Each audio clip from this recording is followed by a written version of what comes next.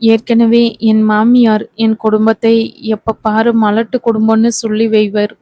இனி கேட்கவே வேண்டாம். இந்த குழந்தை மாத்திரம் தங்கலனா நான் உசுரோடு இருக்கிறதுல அர்த்தமே இல்லை.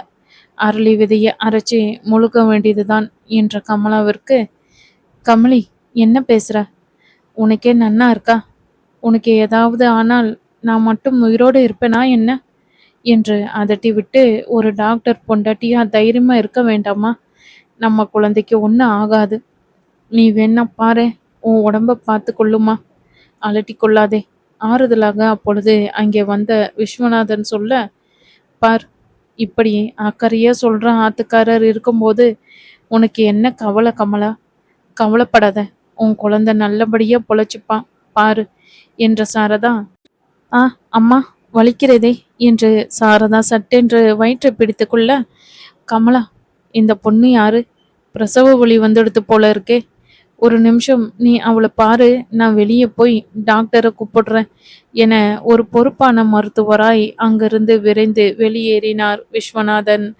பெண் மருத்துவரை அழைக்க விரைந்த தன் கணவர் விஸ்வநாதன் கேட்டுக்கொண்டபடி கமலம் சாரதாவை தாங்கி பிடித்து கொண்டு அருகே இருந்த மரபெஞ்சில் உட்கார வைத்தார். சாரதா, கொஞ்சம் வலி பொறுத்துக்கோ. உங்களுக்கு பிரசவ வலி நன்னா ஆரம்பிச்சிடுத்து நினைக்கிறேன். இன்னும் கொஞ்ச நேரத்துல அவர் டாக்டரை அழைச்சிட்டு வந்துடுவார். லேபர் ரூமுக்கு அழைச்சிட்டு போயிடுவான். ஆனா உங்க ஆத்து மனுஷன் யாரையும் இன்னும் காணலையே என பதற்றப்பட்டார் கமலா. அம்மா, வலி உயிர் போறது கமலா, தாங்கவே முடியல என வயிற்றை பிடித்து கொண்ட சாரதா, கமலா, ஒரு உதவி செய்யுங்கோ. ஒருவேளை என் அம்மாவும் அப்பாவும் வரத்துக்குள்ள என்ன பிரசவிக்கிற ரூமுக்கு அழைச்சிட்டு போயிட்டா அவ வந்த பின்னால் விஷயத்த சொல்லிடுங்கோ. இல்லாட்டி அம்மா பாவும் என்னை காணாம பதறி போயிடுவா என்றவள் வலி அதிகமாக உணர்ந்து தன் வயிற்றை பிடித்து கொண்டு துடிக்க, அந்த சமயத்தில் விஸ்வநாதனுடன் உள்ளே வந்தார் டாக்டர் மாலதி. பிரசவ வலியில் துடித்து கொண்டிருக்கும் சாரதாவின் நாடி பிடித்து பார்த்துவிட்டு தன்னுடன் வந்த செவிலியிடம், இவர்களை லேபர் ரூமுக்கு அழைத்து கொண்டு மெதுவாக போங்க, நானும் தயாராகி வந்து விடுகிறேன் என்று சொல்லிவிட்டு சாரதாவிடம் திரும்பி, தைரியமாக போங்கம்மா, இன்னும் கொஞ்ச நேரத்துல உங்களுக்கு குழந்தை பிறந்து விடும் என்று அவளை அனுப்பிவிட்டு தன் மருத்துவ நண்பன் விஸ்வநாதனிடம் தலையாட்டிவிட்டு அவசர அவசரமாக வெளியேறினார்.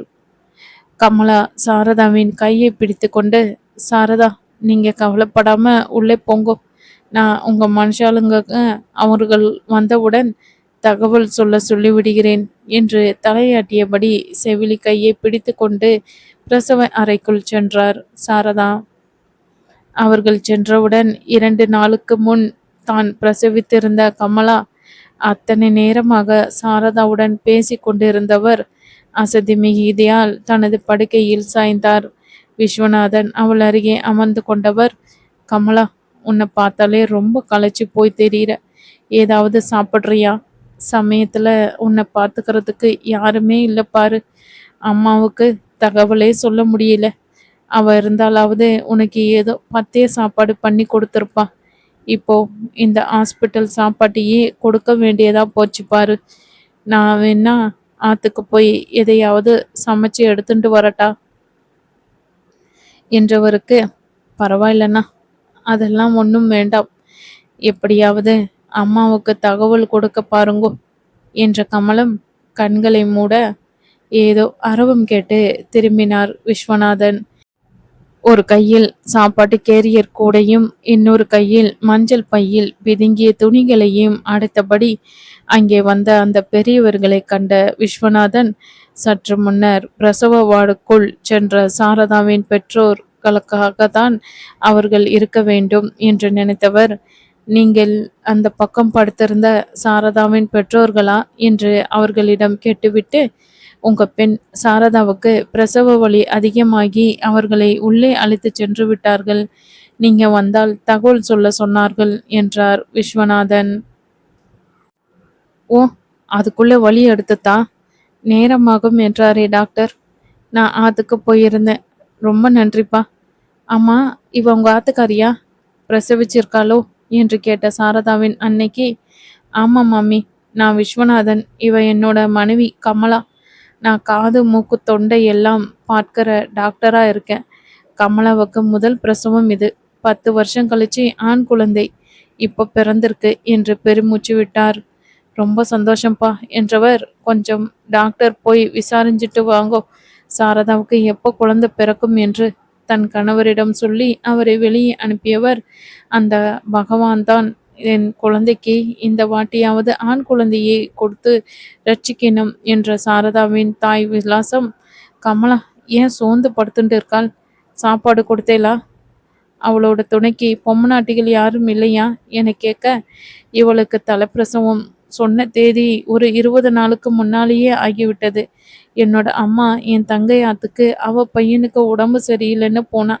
அப்படியே என்னவோ நேர்த்திக்கடன் பண்ண ஷேஸ்திராண்டம் போயிருக்கா. நாளைக்கு மதுரைக்கு திரும்பி வந்துடுவா. இன்னும் தகவல் சொல்ல முடியல. அவ அண்ணாக்கும் விஷயம் தெரியாது. இங்கே கமலாவை கொஞ்சம் பார்த்துக்கிறேளா? நான் இங்கே கீழே இருக்கிற கடையில் சாப்பாடை ஏதாவது வாங்கிட்டு வரேன் என தயக்கமாக உதவி கேட்க, இதுக்கெல்லாம் தயங்கணுமா என்ன? எதுக்கு வெளியிலிருந்து உணவு வாங்கணும்? உங்களுக்கு அப்சஷனே இல்லைன்னா நானே இட்லி எடுத்துட்டு வந்திருக்கேன், கொடுக்கட்டுமா? ஆத்து சாப்பாடு உடம்புக்கு ஒன்றும் பண்ணாது என்றவர் ஒரு சின்ன தட்டை எடுத்து இட்லிகளை வைத்து கொடுத்தவர், டாக்டர் தம்பி நீங்களும் எடுத்துக்கோங்க என உபசரித்தார். அவர் பேச்சை தட்ட முடியாமல் விஸ்வநாதன் கமலாவுக்கு உணவை கொடுத்துவிட்டு தானும் எடுத்துக்கொண்டார். ரொம்ப வருஷம் கழிச்சு குழந்தை பிறந்திருக்கா? குழந்தை எங்கே காணும் என்று விசாரித்த விஷாலத்திற்கு, இல்லை மாமி, குழந்தை பிறந்த போதே ரொம்பவும் மூச்சு திணறலோடு தான் பிறந்தது. அதுலேயும் கழுத்தில் கொடி சுற்றி ரொம்ப கஷ்டப்பட்டு தான் பிறந்தது. குழந்தைய இன்குபேட்டரில் வச்சிருக்கா.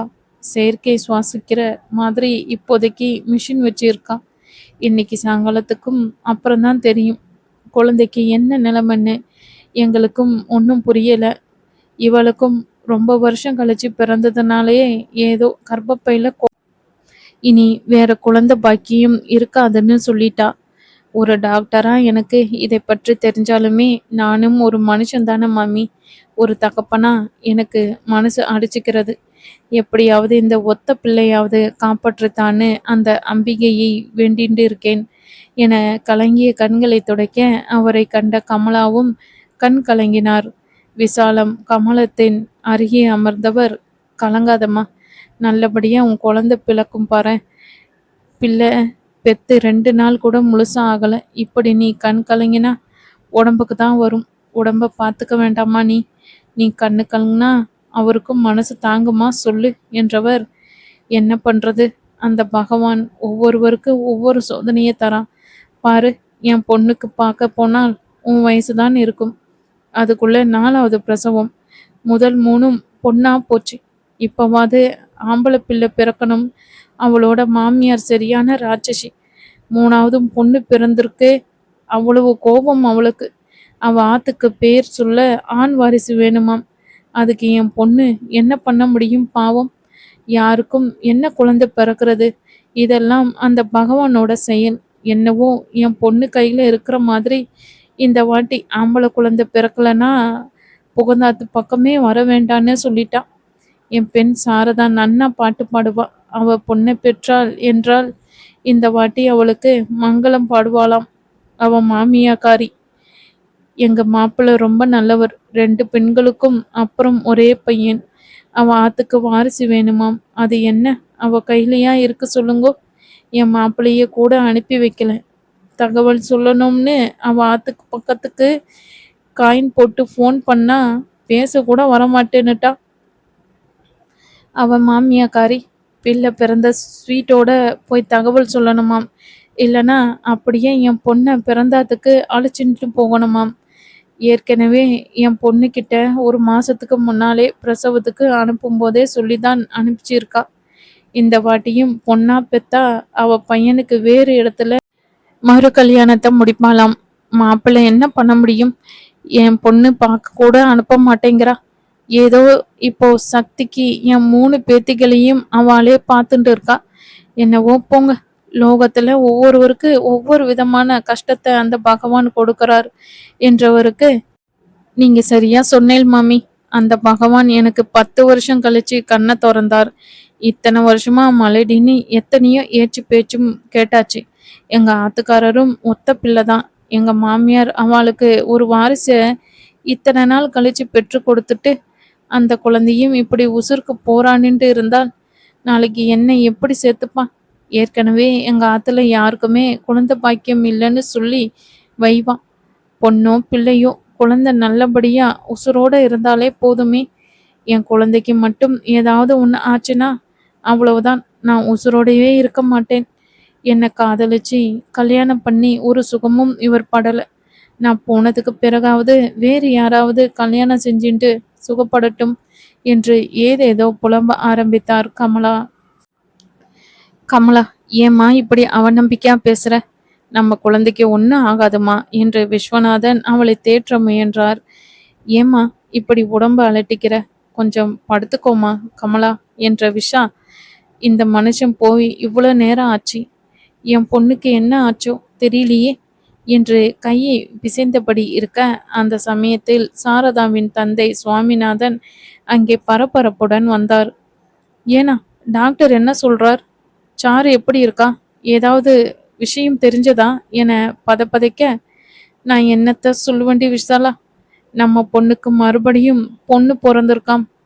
நன்னா மூக்கு மூலியமா ரோஜாப்பூ மாதிரி இருக்குன்னு சொன்னார் டாக்டர். இந்த அம்பாலே வந்து பிறந்திருக்காருன்னு என்னவோ போ, எனக்கு ஒண்ணுமே புரியலையேடி. பகவானே ஈஸ்வரா, திரும்பவும் பொண்ணை கொடுத்து ஏன்பா என் சாருவை சோதிக்கிற? உன்னை ஏன் நினைச்சிட்டு பாடிட்டு இருப்பாளே ராமா, எதுக்கு இந்த சோதனை?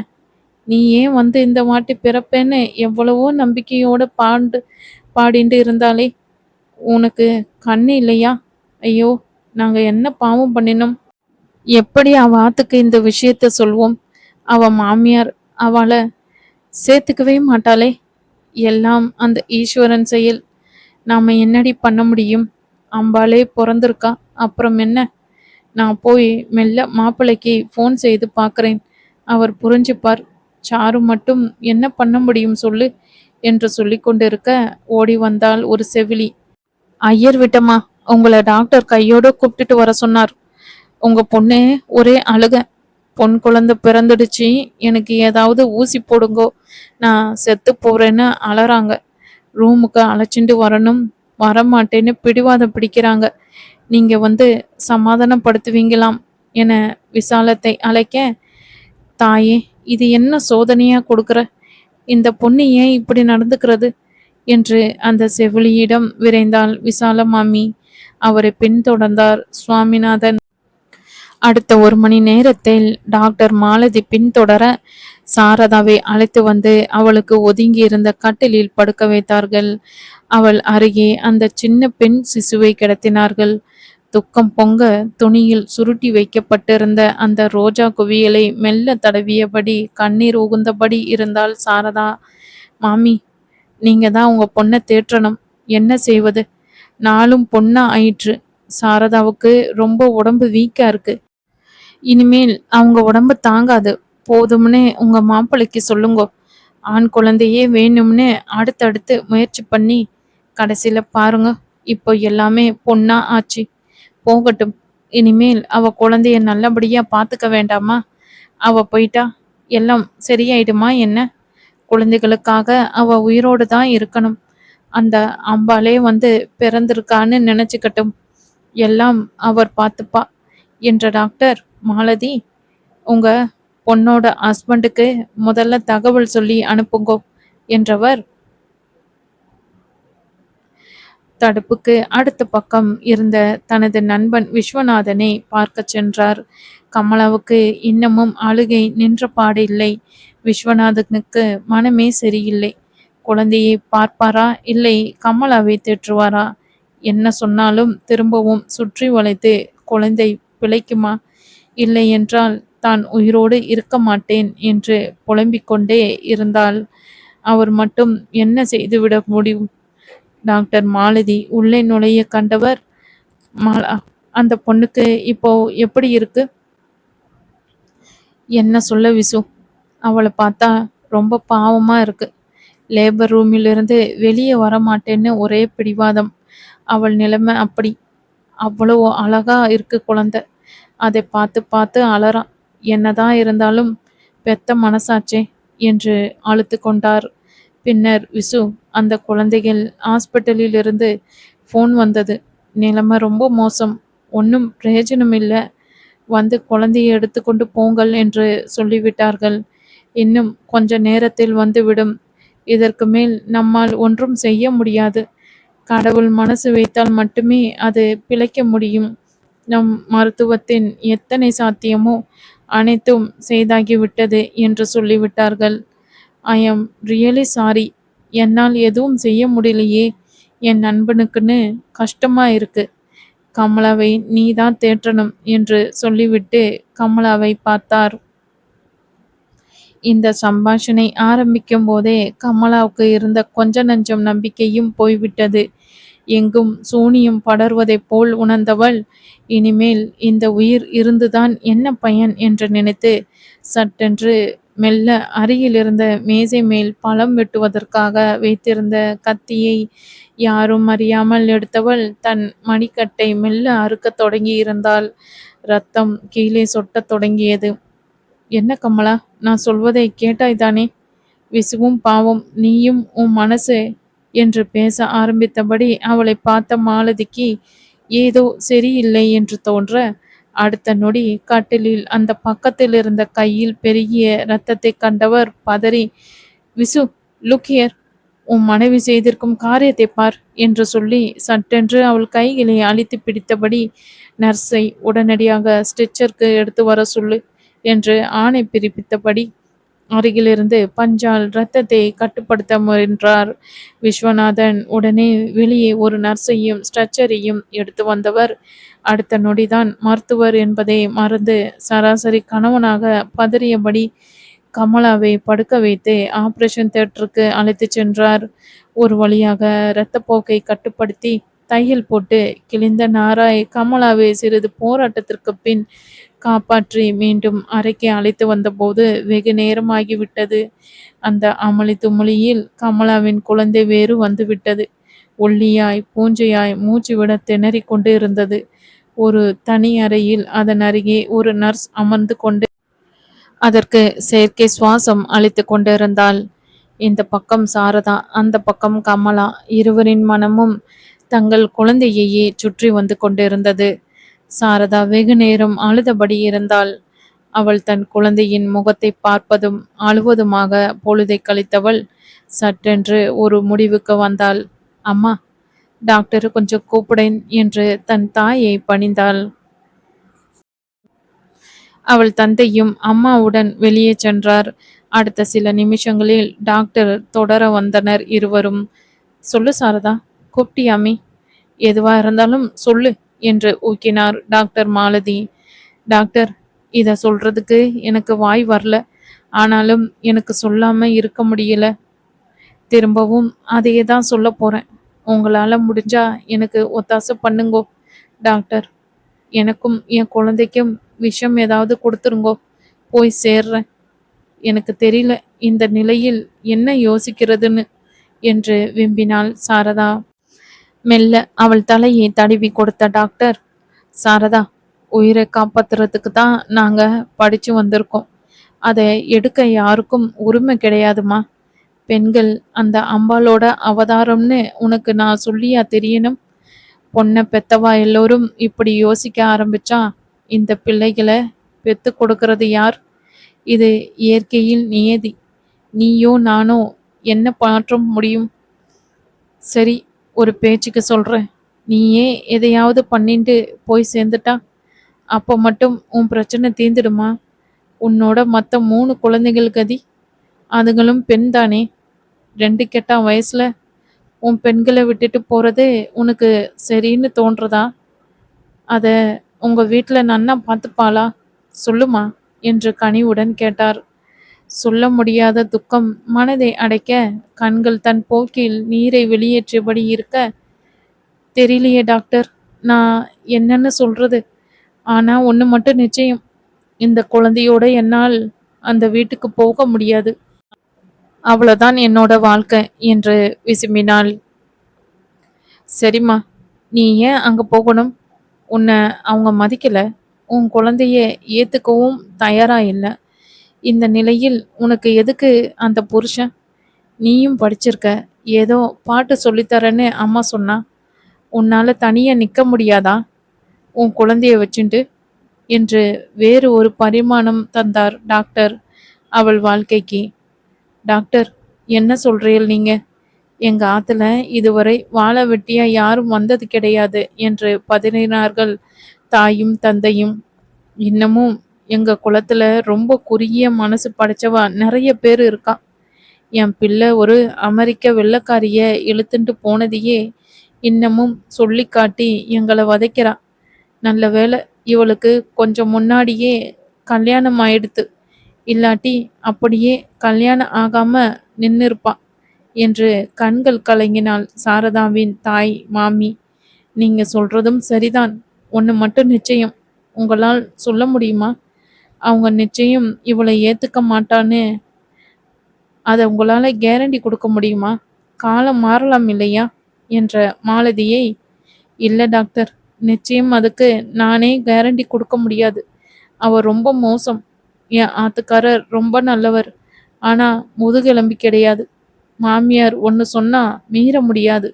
இப்போ கூட பாருங்க, என்னை அட்மிட் பண்ணதுலேருந்து ஃபோன் கூட எடுக்கல மாமியார். அப்புறம் ஆள் அனுப்பி பார்த்ததுல வீடு பூட்டி இருக்குன்னு சொல்றான்.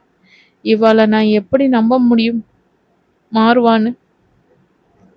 அதான் உங்களை நான் கேட்குறேன், ஏதாவது பண்ண முடியுமா என்று மீண்டும் தலையில் எடுத்துக்கொண்டு பெரிதாய் அழ ஆரம்பித்தாள் சாரதா.